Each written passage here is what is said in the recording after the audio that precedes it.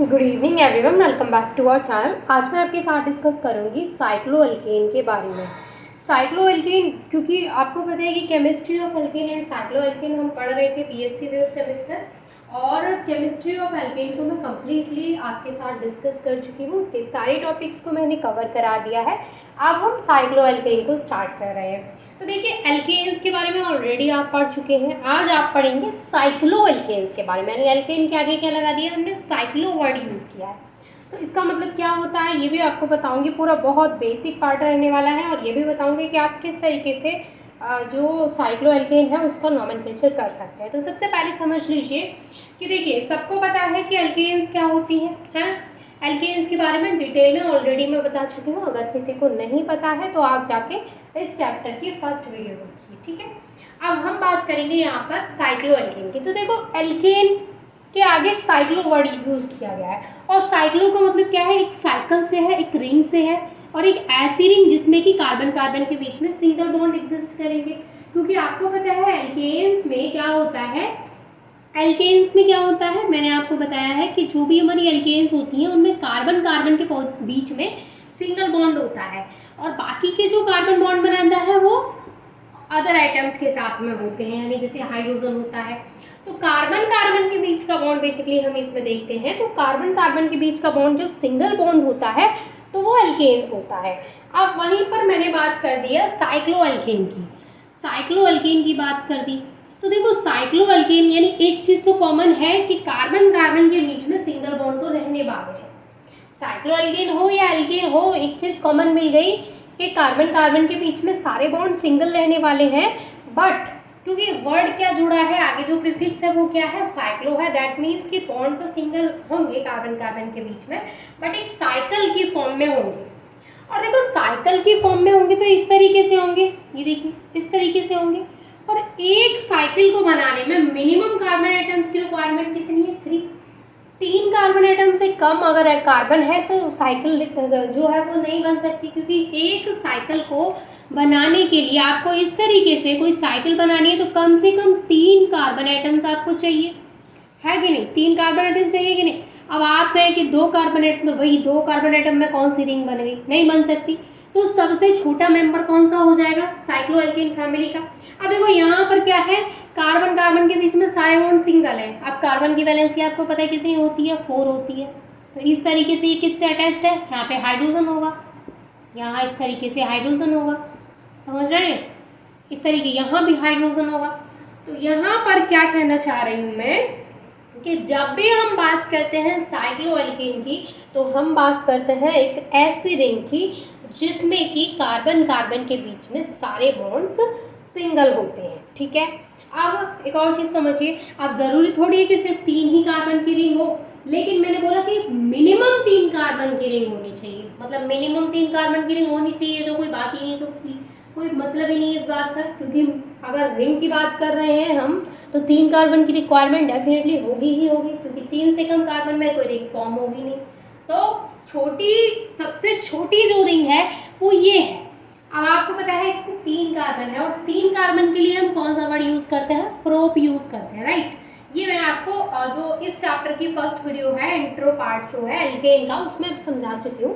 तो मैं बार बार उस चीज़ को रिपीट नहीं करूँगी। आपको पता है 3 कार्बन की चेन को हम प्रोप बोलते हैं, और सारे कार्बन कार्बन के बीच में सिंगल बॉन्ड है तो हम प्रोपेन बोलते हैं।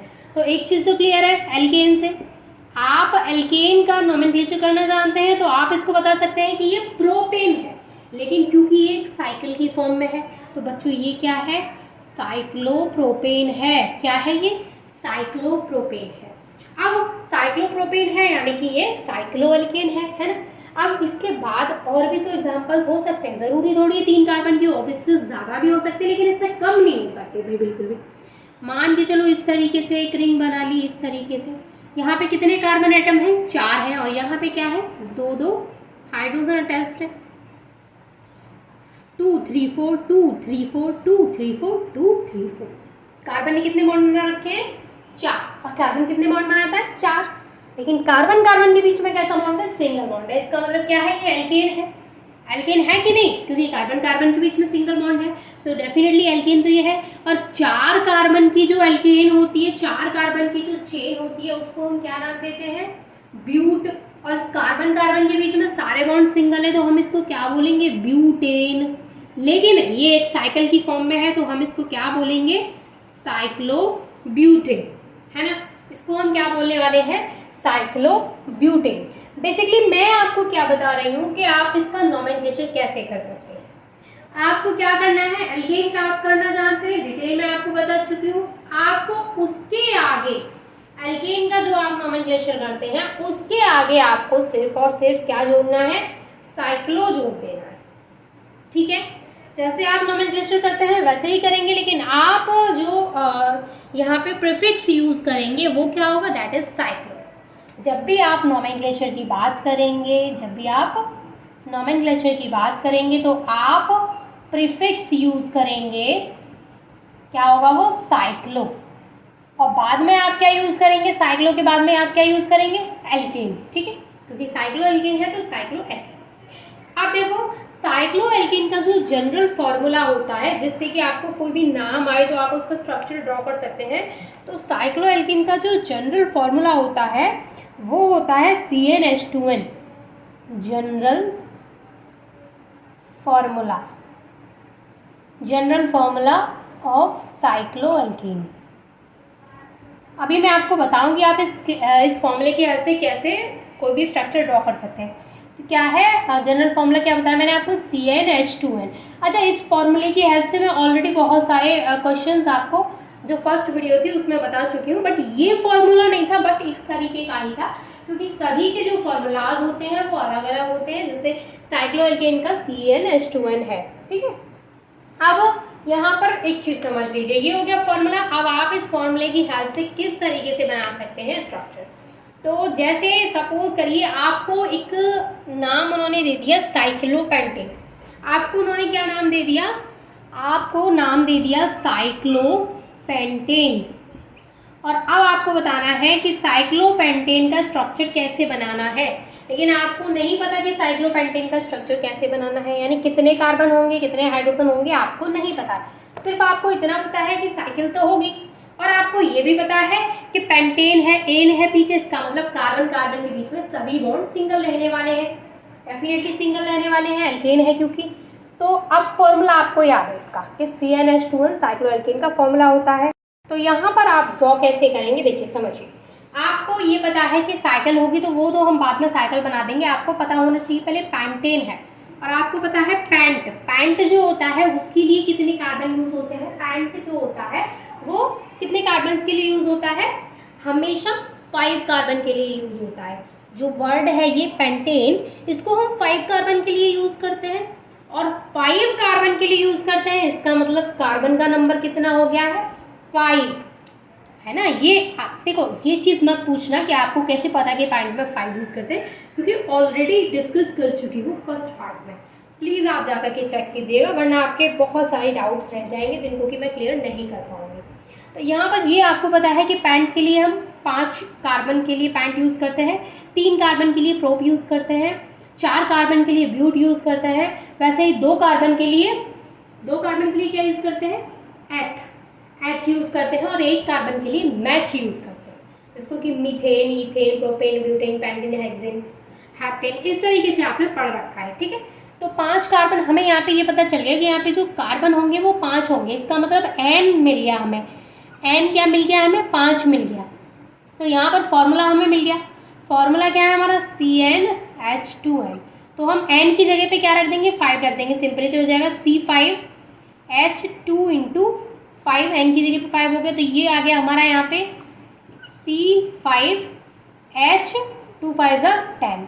यानी जो स्ट्रक्चर रहने वाला है उसमें कितने कार्बन होंगे, 5 कार्बन होंगे और 10 हाइड्रोजन होंगे, और ये आपको पता है कि वो साइकिल की फॉर्म में होंगे। तो किस तरीके से आप साइकिल की फॉर्म में इसको ड्रॉ करेंगे, तो आप इसको इस तरीके से ड्रॉ करेंगे साइकिल की फॉर्म में। 5 कार्बन बना लीजिए फटाफट से, 1 2 3 4। अभी तो 4 बने हैं, अभी हमें एक और कार्बन बनाना है, तो कैसे बनाएंगे, यहाँ से इसको हटाएंगे और यहाँ बना देंगे इस तरीके से। अब हाइड्रोजन कितने बनाने हैं 10, तो 2 यहाँ पे, 2 यहाँ पे, 4, 2 यहाँ पे 6, 2 यहाँ पे 8 और 2 हाइड्रोजन यहाँ पे 10। इस तरीके से आपने स्ट्रक्चर ड्रॉ कर दिया है साइक्लोपेंटेन का।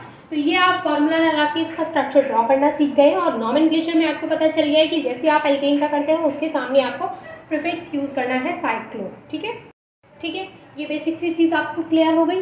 अब आपको 1-2 पॉइंट्स और लिखवाती हूँ जो कि इम्पॉर्टेंट है, आपको पता होने चाहिए। हालांकि आपको पता चल गया है बट मैं आपको एकदम पॉइंट बताती हूँ। देखो, सबसे पहले मैंने आपको क्या बताया कि इसमें कार्बन कार्बन के बीच में सिंगल बॉन्ड होते हैं और आपको पता है कि जहाँ भी कार्बन कार्बन के बीच में सिंगल बॉन्ड होते हैं उनको हम क्या बोलते हैं कि वो सैचुरेटेड हाइड्रोकार्बन्स होते हैं, हाइड्रोकार्बन्स होते हैं। तो जो साइक्लोएल्केन्स हैं हमारी, साइक्लोएल्केन्स या फिर इनको साइक्लोपैराफिन्स भी बोलते हैं, वो क्या है, सैचुरेटेड हाइड्रोकार्बन्स है बिकॉज कार्बन और कार्बन कार्बन के बीच में सारे सिंगल बॉन्ड होते हैं।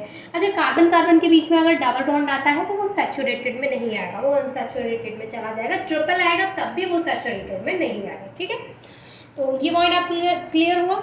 इसके बाद आपको एक और चीज़ क्लियर करनी है कि ये आपको पता चल गया है। इसके बाद देखिए, जो साइक्लोप्रोपेन होता है जो कि इस तरीके का स्ट्रक्चर होता है, कुछ CH2 CH2 CH2 इस तरीके का होता है, ये है साइक्लोप्रोपेन। ये जो साइक्लोप्रोपेन है वो किसके शेप में है, आपको इसकी शेप दिख रही होगी। इसकी जो ज्योमेट्रिक फिगर है वो कौन सा है, ट्राइंगल का फिगर शो कर रहा है, ये ट्राइंगल की शेप में है, ये है ना। अब वैसे ही अगर मैं साइक्लोब्यूटेन की बात करूँ तो वो किसकी शेप में होगा, साइक्लोब्यूटेन तो इस तरीके का होता है, CH2 CH2 CH2 CH2 इस तरीके का ही होता है साइक्लोब्यूटेन। आपको पता है ये साइक्लोब्यूटेन जो है, साइक्लोब्यूटेन ये स्क्वायर की शेप में है, ये स्क्वायर की शेप में है, ये इस तरीके की शेप में है, ये इस तरीके की शेप में, आपको समझ में आ रहा है ऑलरेडी, ये स्क्वायर की शेप में है। आप देखो ये एक स्ट्रक्चर ये और ये किसका है, आपको पता है ये साइक्लोपेंटेन का स्ट्रक्चर है, साइक्लोपेंटेन का स्ट्रक्चर। और एक और चीज़ याद रखिएगा, यहाँ पर क्या है CH2 है सभी जगह, तो ये कौन सी शेप में है साइक्लोपेंटेन वाला स्ट्रक्चर, साइक्लोपेंटेन वाला स्ट्रक्चर कौन सी शेप में है बताइए। इसमें कितने कार्बन हैं, 5 कार्बन है, 1 2 3 4 5, तो ये क्या है, पेंटागन की शेप में है, पेंटागन की शेप में है।